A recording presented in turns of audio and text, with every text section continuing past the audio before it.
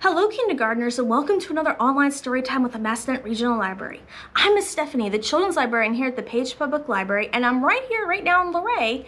And as you can see, all these wonderful books behind me that you can come and check out on Monday through Saturday. And your adult can look on our website and tell you what hours we're open and bring you by to get one of our wonderful stories. And today, I decided to do some books about teeth. And there's many different types of teeth, many different types of animals. And I'm going to start with Alan's big scary teeth.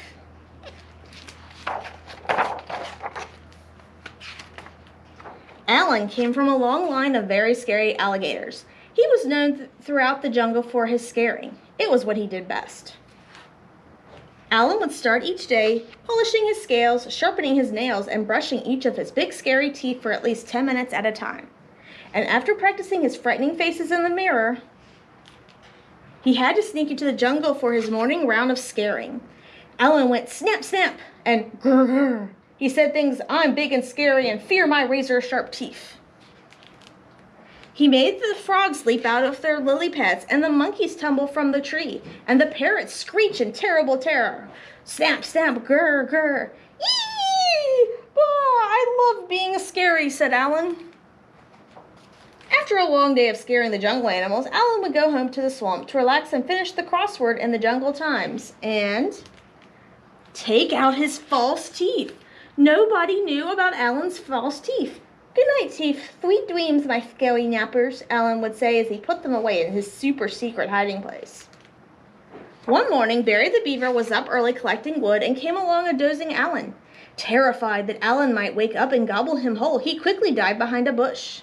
"Phew, that was close," thought Barry, just as a set of false teeth fell out of the bush with a very familiar snap, snap. When Alan woke, his teeth were gone. My teeth, where are my teeth?" What could he do? Maybe no one would notice. Could he still be scary without them? He decided to head into the jungle as usual. He made the frogs leap off the lily pads, the monkeys tumble from the trees, and the parrots screech with laughter. Alan just wasn't very scary without his teeth. Snap, snap, grr. Alan slunk back to the swamp. He had never been more embarrassed. He came from a long line of very scary alligators. Scaring them was all he had ever known. What would Alan do?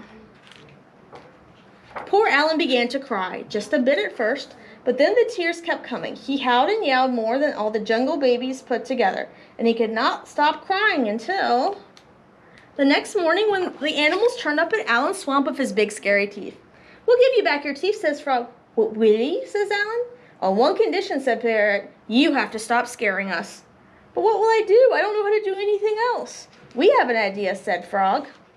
And so every day, after polishing his scales, sharpening his nails, and brushing his big scary teeth, Alan headed into the jungle and became Alan the gardener, Alan the hairdresser, and Alan the dentist.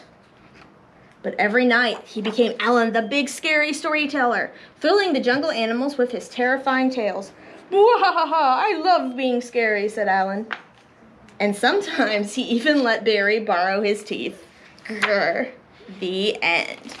All right, so next we're going to be doing a book about a different type of animal. This is Samson, the piranha who went to dinner.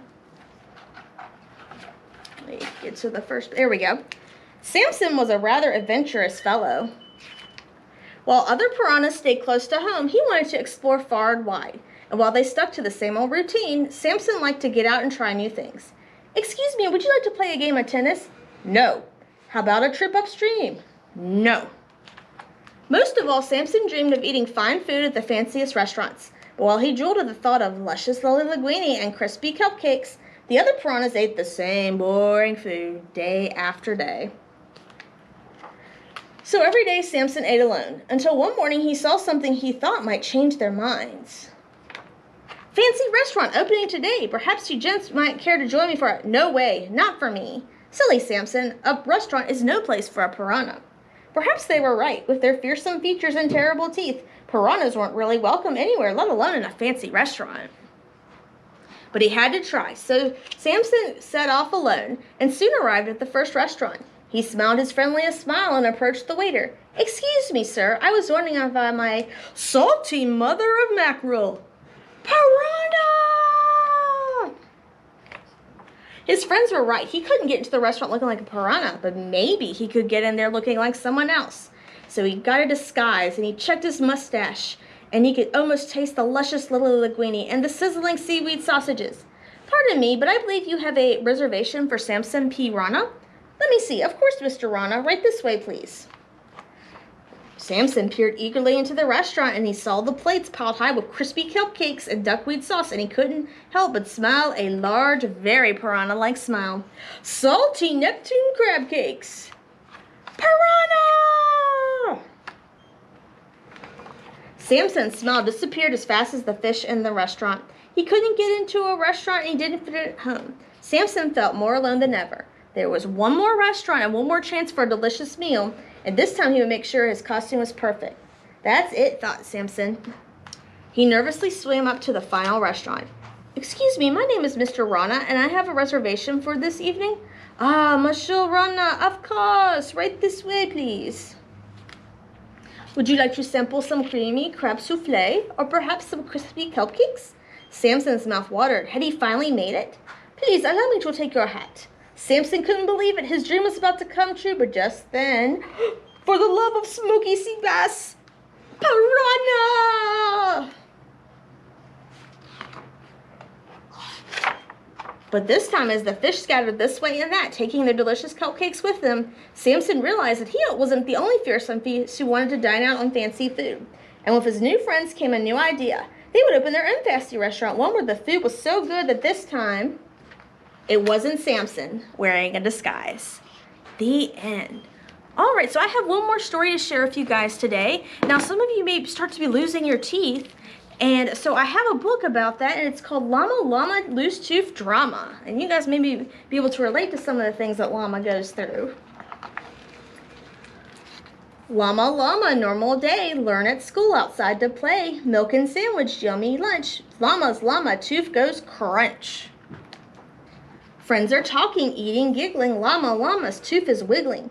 Push it out and show to friends. Push and pull it, show again.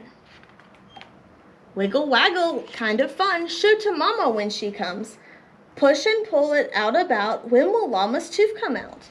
Mama says it won't be long. Soon she thinks, unless she's wrong. Once it's out and all are sleeping, the fairy comes when you are dreaming. If Llama's tooth comes out today, tonight she'll take the tooth away. Wait a minute, what's that now? She takes the tooth. She does that how? She comes at night when you're in bed. She lifts the pillow and moves your head. All those teeth from his friends, what does the fairy do with them? Is it fun or is it scary? Just who exactly is this fairy? The fairy's great. She's kind and funny. She takes your tooth and leaves you money. She takes the old tooth and she pays. Llama thinks that that's okay. If that's what this is about, then Llama wants his loose tooth out. Grandma and Grandpa here for supper. Llama gives his tooth a flutter. Grandpa says, when I was 4, we tie a string and shut the door. All it takes is one big push. The tooth will pop out with a whoosh. Grandma frowns and shakes her head. Let's try this trick instead. Take an apple, chew or crunch it, bite it hard and munch, munch, munch it.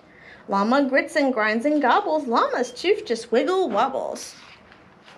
Dinner's over. Wave goodnight. Everything will be all right. That tooth will come out. Don't you worry. The fairy is not in any hurry. Time for baths and lots of bubbles. Then PJs on without much trouble. Squeeze some toothpaste on the brush. Slide up and down. Swish, swish, swish. Make that loose tooth move. Oh no, where is that tooth? Where did it go? Is it somewhere on the floor, on the table, by the door? Was it thrown out, or maybe worse? What if it fell in Grandma's purse? It's gone, it's lost. Is that allowed? What will happen now? Will the fairy still bring a treat, or will she leave it down the street? A piece of corn looks like a tooth, but that's not telling her the truth. Mama thinks of something better. Write that fairy a toothful letter. Mama kisses Llama's head. Put that note beside the bed. The fairy gets no tooth to keep. Llama falls asleep. The end. Well, thank you for joining me for story time today. I look forward to sharing more books with you soon. Have a good day. Bye.